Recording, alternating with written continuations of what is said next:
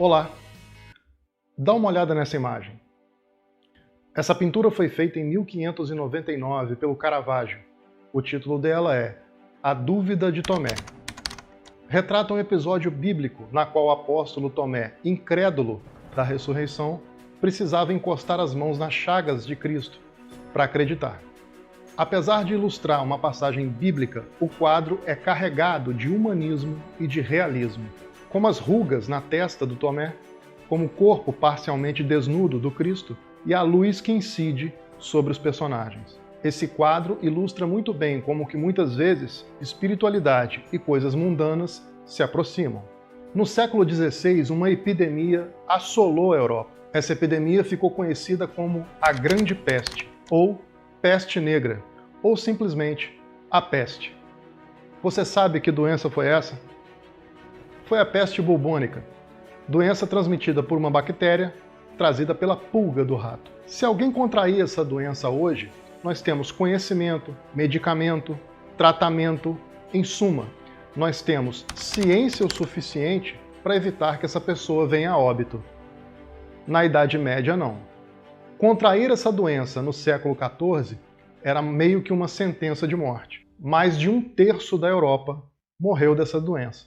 Relatos históricos dão conta que as pessoas abriam uma cova para enterrar um cadáver e acabavam tendo que enterrar 3 ou 4 cadáveres dentro da mesma cova, tamanho a velocidade do avanço da doença. E como naquela época não havia uma explicação médico-científica para a doença, não demorou muito para que as pessoas começassem a atribuir aquela doença a um castigo divino. A Grande Peste não foi o único caso de pandemia na história da humanidade. Nós já tivemos surtos de cólera, varíola, a gripe espanhola. Atualmente nós estamos convivendo com mais uma, a Covid-19. Assim como no passado, as pessoas atribuíam explicações religiosas para doenças e para surtos globais, hoje em dia também é possível encontrar pessoas com disposição suficiente para fornecer explicações religiosas em detrimento das explicações científicas disponíveis. Aqui, cabe fazermos uma distinção entre ciência e religião e, mais do que isso, analisar um pouco como que a tensão entre esses dois campos se manifesta frente a uma pandemia. Tomemos como ciência aquele conhecimento que pode ser adquirido através de estudo, pesquisa, análise, experiência sensorial e racionalidade em cima de um objeto da realidade. Tomemos como religião o conjunto de crenças e dogmas de determinada cultura e determinado contexto histórico que busca fornecer explicações calcadas na fé. Durante a história da humanidade, ciência e religião estabeleceram uma relação que ora se aproximavam e que ora se distanciavam.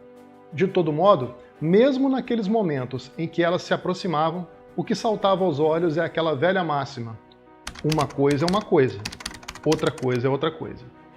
Tanto a ciência quanto a religião buscam explicar a realidade. A diferença é que a ciência busca fundamentar a sua explicação e torná-la acessível às pessoas por meio da razão. E a religião busca fornecer explicações que carecem de algo mais prático: a fé de quem crê. É possível uma pessoa conviver bem com esses dois campos?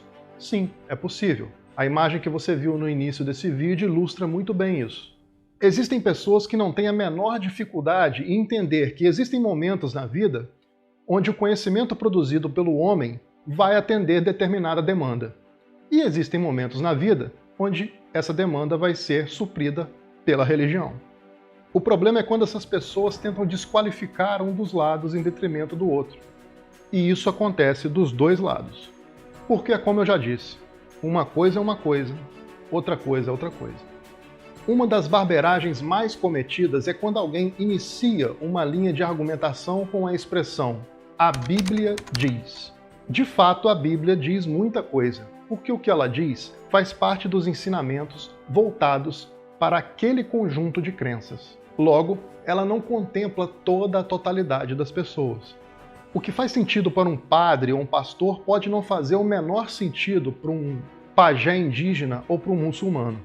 Portanto, o que a Bíblia diz atende a você que acredita nela. Mas aquilo está longe de ser uma verdade pronta e acabada que contempla ou atende qualquer pessoa. Pois é, existem outras religiões e outros livros sagrados oriundos de outro tempo e lugar. Esse mundo é um pouquinho maior do que parece. Ah, meu Deus!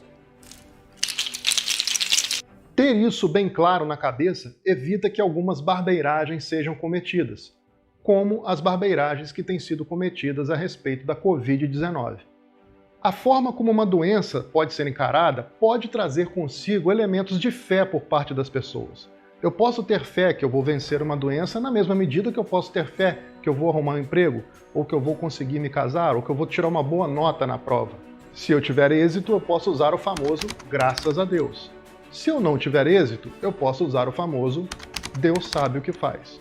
Mas quando eu tenho à minha disposição conhecimento fundamentado por quem se dedicou a estudar determinado assunto para ajudar as pessoas, independente de religião, e abro mão daquele conhecimento para apostar todas as minhas fichas na minha fé, aí a gente entra no campo do chamado fanatismo.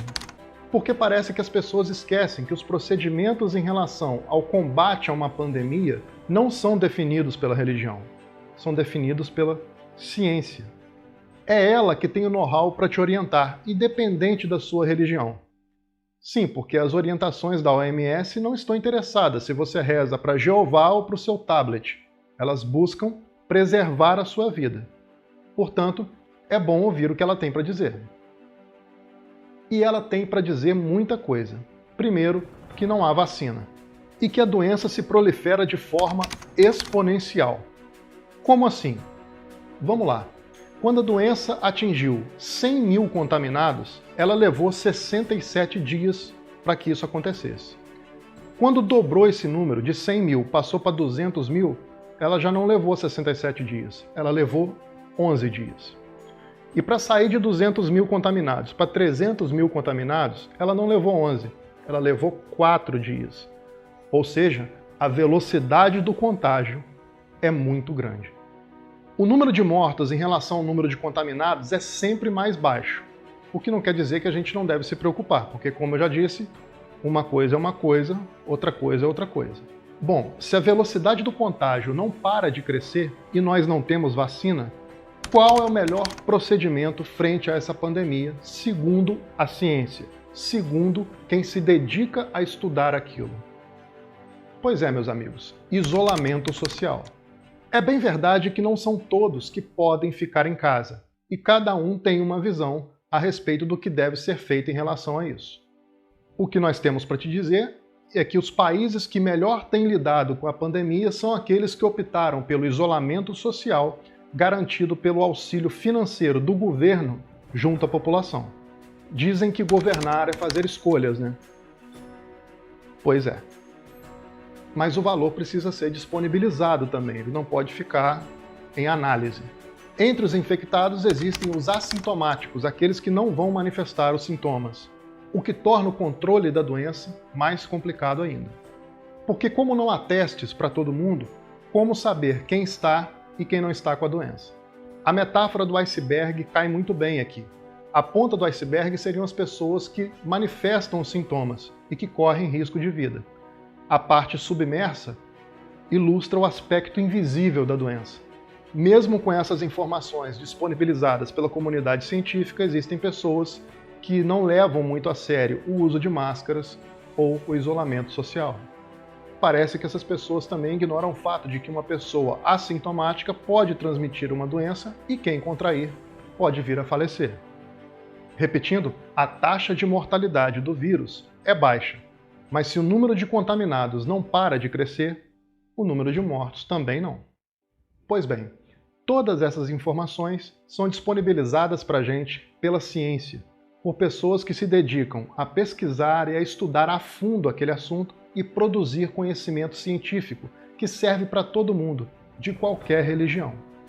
É por causa deles que a gente tem condições de saber do que se trata aquele assunto e a melhor forma de se lidar com ele.